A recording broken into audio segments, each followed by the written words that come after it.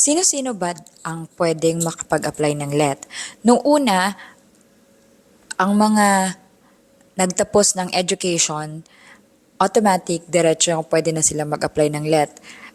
Yung mga nakatapagtapos ng basic education, secondary education, tapos preschool education, diretso na sila na pwedeng mag-apply sa LET kasi kasama na dun sa bachelor's degree nila yung required na professional education units.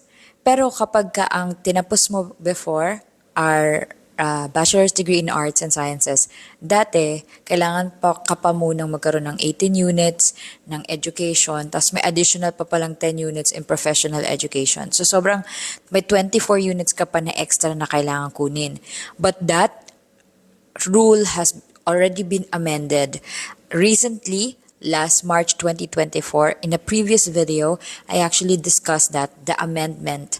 And the amendment actually already allows those who have bachelor's degree in the field of the specialization, as long as it is recognized by CHED, it is recognized by the Philippine government, then pwede na, tapos naka-align dun sa major mo, pwede na rin this time na mag-take.